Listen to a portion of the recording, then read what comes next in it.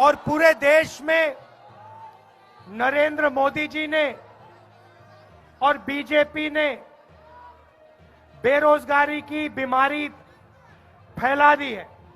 किसी भी प्रदेश में जाओ और पूछो भाई यहां पे बेरोजगारी की बीमारी है, ये देखो जहां भी हम जाते हैं एक नई बीमारी चली है, बेरोजगारी की बीमारी। वो हिंदुस्तान के युवाओं को लगती है और उनके भविष्य को खत्म कर देती है, नष्ट कर देती है। ये बीमारी कैसे आई मैं आपको बता देता हूं। नरेंद्र मोदी ने नोटबंदी की, जीएसटी लागू की, और जो छोटे व्यापारी हैं, छोटा बिजनेस चलाते हैं, छोटे कार्यक्रम, अग्निवीर, देखो ये बोला बिल्कुल सही। तो जो युवाओं को सेना में रोजगार मिलता था उसको भी अग्निवीर ने खत्म कर दिया।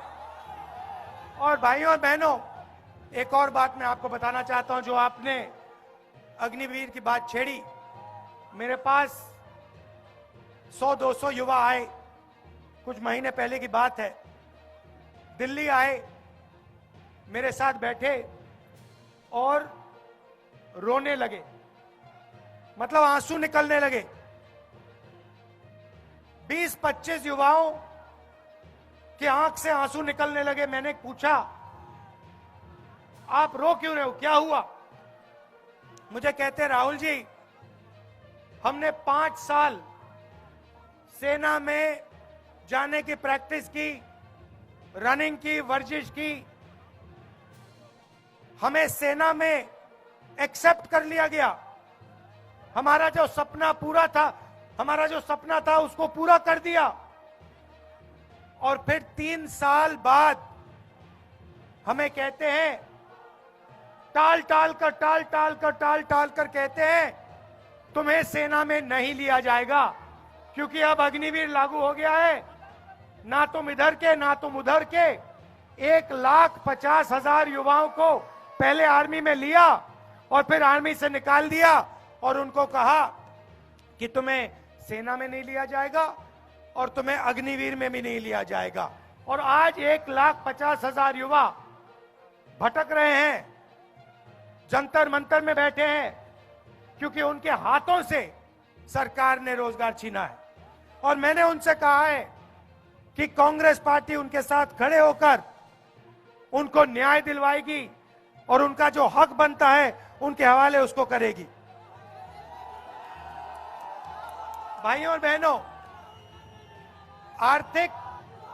आर्थिक अन्याय की मैंने बात की, मैं सामाजिक अन्याय की बात करना चाहता हूं। हिंदुस्तान में अलग अलग वर्ग के लोग हैं। दलित हैं, आदिवासी हैं, पिछड़े लोग हैं, जनरल कास्ट के हैं, माइनॉरिटी हैं, सारे लोग हैं। मगर आज तक किसी को यह नहीं मालूम इस देश में पिछड़े लोग कितने हैं। बोलो, जोर से बोलो। भाइयों और बहनों,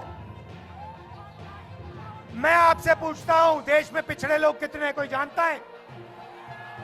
आप जानते हो कि सबसे ज्यादा हैं, मगर नंबर नहीं जानते। अब आप मुझसे कहोगे अरे भाई सबसे ज्यादा हैं, नंबर नहीं जानते, तो क्या हुआ? मैं आपको बताता हूं। मैंने 2-3 आंकड़े निकाले। पहला आंकड़ा, हिंदुस्तान की सबसे बड़ी 500 कंपनियों में दलित कितने हैं, आदिवासी कितने हैं? ये बोली बात। दलित कितने? 0। आदिवासी कितने? 0। पिछड़े कितने? 0, एक भी नहीं। फिर मैंने पता लगाया, जो बजट को बांटते हैं 90 अफसर हैं, हिंदुस्तान की सरकार को चलाते हैं, दिल्ली में बैठते हैं। मैंने पता लगाया इसमें दलित, आदिवासी, पिछड़े कितने, पता लगा 90 में से 3 आदिवासी, 90 में से 3 पिछड़े, 3 दलित, 1 आदिवासी। तो आदिवासियों के खिलाफ, दलितों के खिलाफ, पिछड़ों के खिलाफ दबाकर इस देश में अन्याय हो रहा है। और मैंने कहा कि जैसे किसी की टांग टूटती है तो पहला काम क्या होता है? डॉक्टर के पास जाते हैं ना, पहला काम क्या होता है? आप कहते हो भैया डॉक्टर साहब एक्सरे कराओ, पता लगाना है क्या टूटा। सही बात। तो मैंने यही कहा है,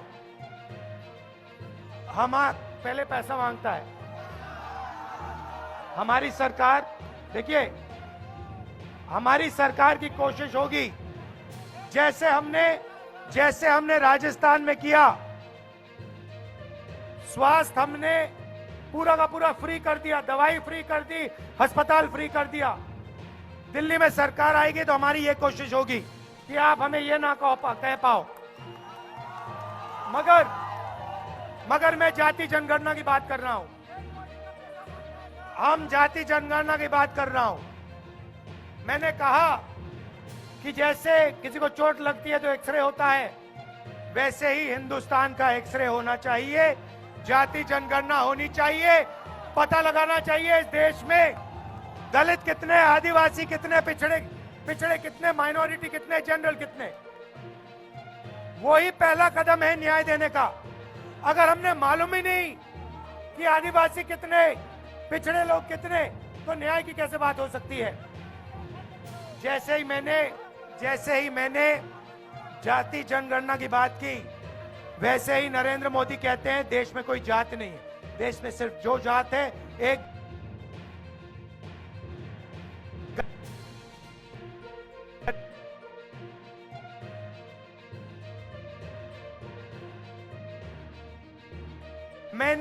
मैंने जाति जनगणना की बात उठाई, नरेंद्र मोदी कहते हैं देश में कोई ओबीसी नहीं, कोई दलित नहीं, कोई आदिवासी नहीं, देश में सिर्फ दो जात, एक अमीर और गरीब। अगर दो जात है नरेंद्र मोदी जी, तो आप ओबीसी कहां के? आप ओबीसी कैसे बन गए? ये मैं आपके सामने रखना चाहता था। देश को जोड़ना है, सबको एक साथ लाना है, और पूरे देश में ये जो नफरत का बाजार इन लोगों ने खोल रखा है, इसको बंद करना है और मोहब्बत की लाखों दुकानें खोलनी है। बहुत बहुत धन्यवाद। नमस्कार। जय हिंद।